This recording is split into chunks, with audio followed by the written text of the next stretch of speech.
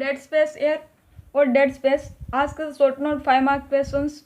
Dead space air is the portion of minute ventilation that does not take part in exchange of gases. यानी कि जो हमारी body में respiration होता है ना, वो रेस्पिरेशन दो प्रोसेस में होता है, एक इंस्पिरेशन और एक एक्सपायरेशन। इंस्पिरेशन में भी वो एयर पार्टिसिपेट नहीं करती और एक्सपायरेशन में भी वो पार्टिसिपेट नहीं करती, उसको हम कहते हैं dead space air. Okay, so they are 3 types of dead space air: anatomical dead space air, alveolar dead space air and physiological dead space air. Okay, so first हम एनाटॉमिकल डेड स्पेस के बारे में study करेंगे। So anatomical dead space refers the volume of air present in conducting zone of the respiratory passages। Respiratory passages है हमारी ट्रेकियोब्रोंकियल tree में, आप यहाँ देखेंगे ये हमारी ट्रेकियोब्रोंकियल ट्री है। ओके, सो इस ट्रेकियोब्रोंकियल ट्री में 2 जोन होता है। सो यहाँ तक का है इतना पार्ट में वो कंडक्टिंग जोन है और नीचे का है जो इतना वो रेस्पिरेटरी जोन है। ओके, सो यहाँ से ये डॉटेड लाइन से जो अपर पार्ट है उसको हम कंडक्टिंग जोन कहते हैं और नीचे का पार्ट है उसको हम रेस्पिरेटरी जोन कहते हैं, क्योंकि जो एयर होती है ना यहाँ से यहाँ तक कंडक्ट होती है, यहाँ पर रेस्पिरेशन नहीं होता है। ओके, बट यहाँ रेस्पिरेटरी जोन में यहाँ से रेस्पिरेशन स्टार्ट हो जाता है, इसलिए हम इसको रेस्पिरेटरी जोन कहते हैं। ओके, सो कंडक्टिव जोन कहाँ से कहाँ तक है? 0 यानी कि ट्रेकिया टू 0 जनरेशन, यानी कि ट्रेकिया टू टर्मिनल ब्रोंकियल यहाँ से यहाँ तक, यानी कि ट्रेकिया टू टर्मिनल ब्रोंकियल, इसको हम कहते हैं conductive zone. Okay, and 16 generation कि terminal bronchial to alveoli, it's called respiratory zone. Okay, so यहाँ पर रेस्पिरेशन इज अकर्स एंड यहाँ पर respiration is not occur. Okay, so then हम आगे बढ़ते हैं। Alveolar dead space air. अब एल्व्यूलर डेड स्पेस एयर क्या है? It refers to the volume of air present in those alveoli which do not take part in gas exchange. Normally, all the alveoli take part in gas exchange, but some lung disease, some alveoli do not take part in gas exchange.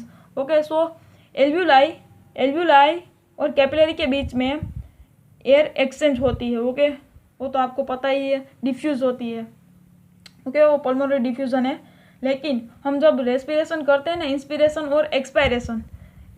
और expiration में जो air alveoli में ही पड़ी रहती है वो उसमें take part नहीं करती इंस्पिरेशन और एक्सपायरेशन में, उसको हम कहते हैं alveolar dead space air. Okay, वो किस डिसीज कंडीशन में ही होता है वैसा। ओके, वो लंग डिसीज क्या है? फर्स्ट इज न्यूमोनिया में भी ऐसा होता है। ओके, सो हम थर्ड यानी कि फिजियोलॉजिकल डेड स्पेस के बारे में स्टडी करेंगे। Physiological dead space. Okay, so it refers to the total dead space which includes both the anatomical and alveolar dead spaces. So physiological dead space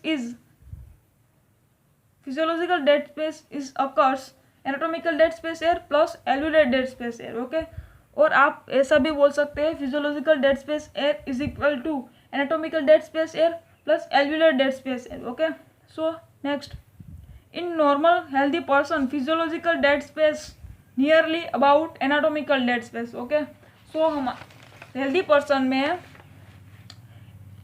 physiological dead space air होती है और anatomical dead space की जितनी होती है, okay, उतनी ही होती है, क्योंकि जो हेल्दी पर्सन होगा उसको तो कोई डिसीज नहीं होगा ना। सो एल्व्यूलर डेड स्पेस उसकी 0 होगी ना। So anatomical dead space is equal to physiological dead space. Okay, क्योंकि हमारा फॉर्मूला क्या था? Physiological dead space is equal to anatomical dead space plus हमारा क्या था? Alveolar dead space. Okay, so alveolar is equal to 0, so physiological dead space is equal to anatomical dead space ही हुआ ना। ओके, सो हमारा healthy person में physiological dead space is equal to anatomical dead space ही होगा। Okay, and then next, however in certain respiratory disorder with many non functioning alveoli the physiological dead space may be as much as 10 times the anatomical dead space. Okay, so हमारा यहाँ पर dead space complete हो गया। Short note में frequently asked question से आपको करना चाहिए, मोस्ट टाइम भी क्वेश्चन से।